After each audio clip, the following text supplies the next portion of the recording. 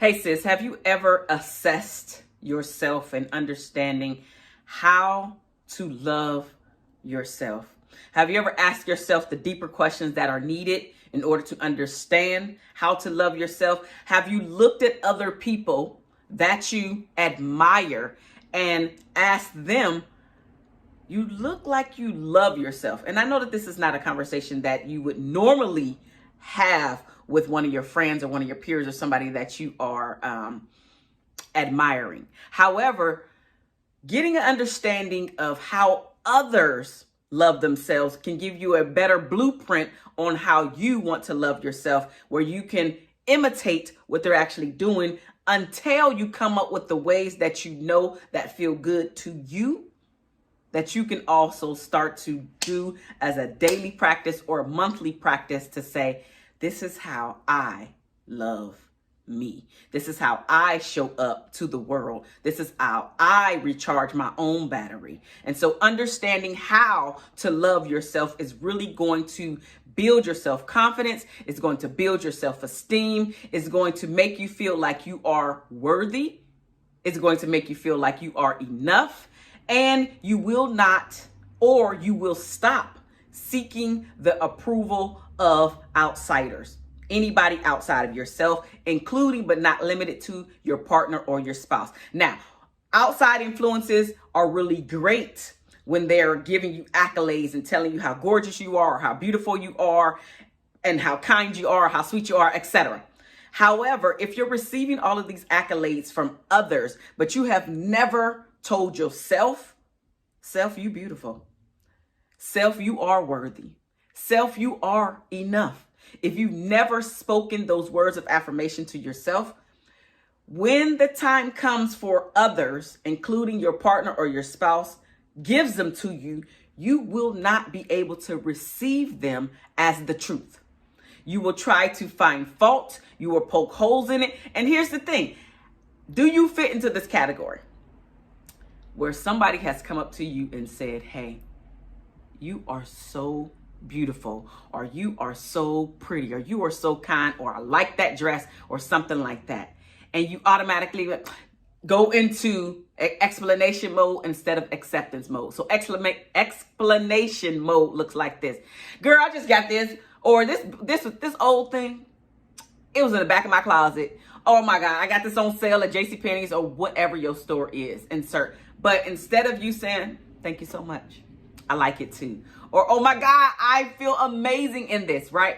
Instead of you accepting what they're saying as the truth, you find ways to bring it down, dumb it down, if you will, and not accept the praise that he or she is giving to you.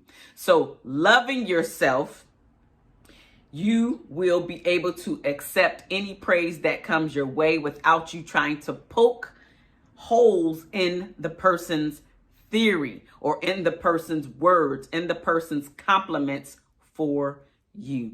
So learning how to love yourself is very important. So how do we do that? How do we love ourselves? Well, first we must understand that on this journey and through this process of learning how to love yourself, you must know that this is going to be one of the hardest things that you have done. And it's going to be one of the hardest things that you have done because you've always poked holes and found fault. And honestly, this is no fault of your own. This started from somebody who was giving you and planting seeds of negativity in you when you were a child.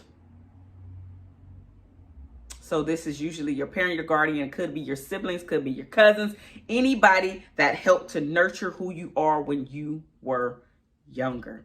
This also, unfortunately, could be a teacher, a counselor, or somebody that you trust their opinion about you, about your life, about everything about you, and then they start to give you negativity. They start to plant seeds of negativity within you. And then when you become an adult, your go-to is that critical inner voice, not realizing that that critical inner voice is not really yours. Now it may seem like it's yours because you've been singing the same song over and over again. You've been playing the same record over and over again. However, where it started from, those seeds that were placed within your now memory didn't start. They did not start coming from you. Because when we're a child or children, we have all of the confidence in the world. Listen, I have a 5-year-old and you can't tell her nothing. But you can't tell her nothing because I also nurtured that. However, if I was a parent who did not nurture who she is growing into being present day, then she can have the lowest self-esteem because she's seeking the approval of others instead of me, her mom, pouring into her and allowing her to see and understand that she's already beautiful. So when somebody else tells us that she's beautiful, she can just say, thanks. I appreciate that. Or if somebody else tells her that she's smart, she can say, thank you.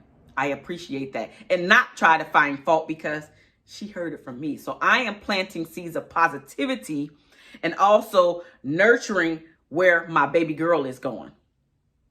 So when the outside world comes, whether they approve of her or not, she approves of her. So it doesn't matter what the world says. Now, don't get me wrong. I'm sure it's going to sting her a little bit. But by and large, by the time she becomes an adult, she will have been able to get all of that negativity block out of her system versus internalizing what they're saying and then taking it on. So if you were of the previous story, which is where a parent, guardian, sibling, teacher, counselor, somebody that you trusted when you were younger was planting all of those seeds of negativity within you, again, this is going to be one of the hardest things that you learn how to do, which is to love yourself. Another way that you can learn to love yourself and how to love yourself is really by understanding the power of your no. It is okay. It is actually imperative that you start to use the power of your no, because no is a complete sentence. No, when you say no to others, you are saying yes to yourself.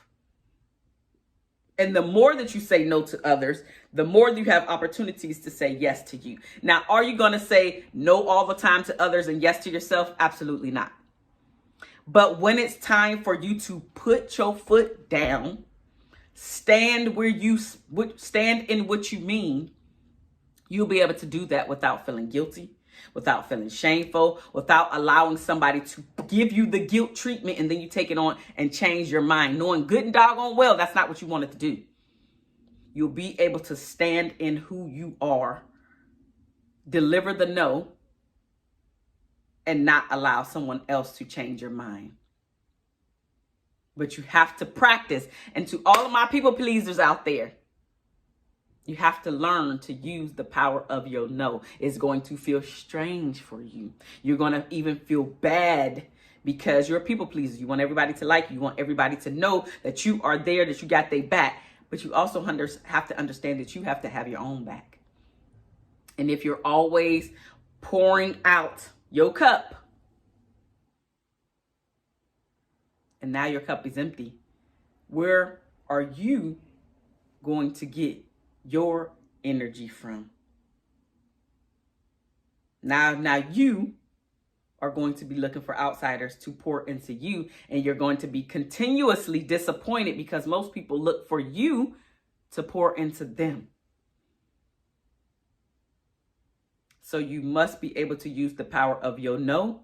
All of the things that are on your calendar now that you did not have an emphatic, yes, absolutely, I must do that. Yes. You need to start crossing that stuff off of your list, because only thing you're doing is being busy, eventually becoming frustrated, eventually becoming drained. And then you start to get irritated and annoyed at each and every person that comes your way. And maybe you're being curt with everybody at this point, and everybody sees that you have an attitude, but you're putting and bringing that attitude on yourself because you have not utilized the power of your no. Being able to stand in your no and actually verbalize it without feeling guilty is how you love yourself. When you learn how to love yourself, you'll have a more fulfilling life and lifestyle, one that you can understand, hey, I actually co-created the life that I am currently living, and I'm super happy about it because you were able to use the power of your no, because you were able to take the journey to say, this is how I need to love myself. And because you've done all of those things, now you're like, I am living a more fulfilled and satisfying life because I was able to go down a journey, figure out the things that I liked, figure out the things that I loved, and also pour into me.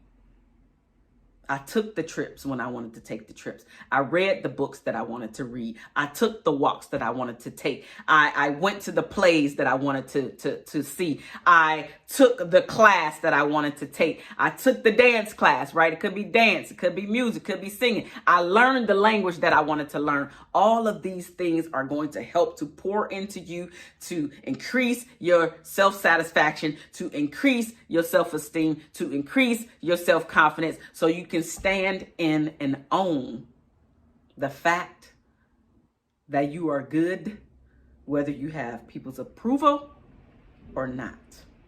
Because the first person's approval that you have is your own. And you're absolutely okay with this approval. You're actually astounded that you have created the life that you are currently living. So you will be more fulfilled when you understand the power of how to love yourself and the outcome of what loving yourself looks like. The next way on how loving yourself and what it will do for you is when you start to love yourself and own who you are. That means now seeking the help, reading the books, taking the courses, going to the conferences, or the, what are they called? Yeah, they're still called conferences. Therapy, by getting your healing. See, most of us have some type of past trauma that we have not dealt with. Knowing that you need to get this healing, no matter how small it is. Getting the healing does not mean it's going to go away, whatever you're dealing with, in a day, 2, 3, 5, even several months. It may take you years to be fully healed from the thing or things that you are dealing with internally that's actually creeping up and really destroying your life on the outside, where the world can actually see it. But it starts to internally destroy you first before any of us on the outside of you start to experience what you have been dealing with, if we ever understand the real thing that you have been dealing with. But how to love yourself even more is understanding that you must seek help to get rid of and or heal through the process of getting rid of your trauma. You have to get rid of the trauma that has been stuck in your body. And most people don't realize that a lot of the ailments and pain and sickness that we're going through is because of the things that we're holding on to that's stuck in our body. Now think about this. Anytime that you release, that you take a deep breath, that you literally even pray and give the thing or things that's bothering you to God, guess what happens?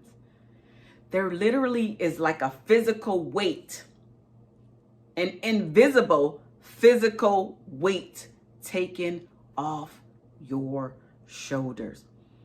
Anytime me personally, I go and give whatever is weighing me down to God, I literally feel lighter. And I know I can't be the only one out there. So down in the comment section below, let me know if you've ever experienced this feeling of allowing this stuff, this yuck, to be released. And that yuck and muck could be a person. It could be your spouse. It could be a friend. Gotta let them go so you can be healed, so you can be free, so you literally can exhale, so your life can be better. So again, you are choosing you. All of these things together helps you to understand how to love yourself. And you will not regret loving yourself, sis. You will only feel like this is what I should have done long time ago. The final part on how to love yourself is when you start to do this, anytime you have bad days, because bad days will always show up. Anytime you have those bad days, you will be able to deal with them faster and a lot better than you ever have in your past. If you're a person that always needed to do something because you were bad and feeling bad, things weren't going your way, maybe it was a breakup, maybe it was a divorce, maybe you lost your job, whatever that thing is, and you felt like you needed to always be busy, hanging out with this person, hanging out with that person, hanging out with this person, so you can fill your day with things to do, so you cannot or will not think about the stuff that's really important to you. When those bad days come, as you start to understand how to love yourself, you'll be able to move through the bad days a lot faster, as well as accept what is happening more often and faster. The main reason why people get stuck where they're at is because they have not accepted their fate. Maybe it was a relationship that didn't go the way that you wanted it to go, right? And so because you have not accepted your fate, that this was a divorce or a breakup, no matter whose fault it was, this is where you're at. Because you have not accepted that, this is why you're having a tough time allowing and letting that person go. This is why you're having a tough time and you're losing hours of sleep. This is why you're having a tough time and not dealing with the real thing that when it's quiet, the thing that comes up in your mind, instead of you dealing with that, understanding what's happening with that stuff that's coming up when the world is quiet, which is usually at night. You're trying to find something to do. Maybe you're scrolling all night. Maybe you're playing video games all night. Maybe you're doing whatever, but you're not really able to rest and sleep. But a lot of that is because you haven't dealt with what is in front of you. These are the things to help you to understand how to love yourself. I am Marshawn Olanio. I am your favorite shift relationship strategist, where I help Black Christian women that are married or in long-term relationships to stop feeling disconnected and unloved with yourself first, and then with your partner, via my books, my digital courses, as well as my group coaching program that I have for Black women only. It's a small group of Black women. We come together weekly and we help them to love on themselves first, get themselves together, as well as give them tools and strategies on how to turn their relationship or marriage around so they can be in a healthy romantic relationship versus a toxic relationship. Because one of my main missions is to decrease the divorce rate while simultaneously increasing the marriage rate, one conversation at a time. I love you guys, and there's nothing that you can do about it, and I'll see you in the next video. Bye-bye.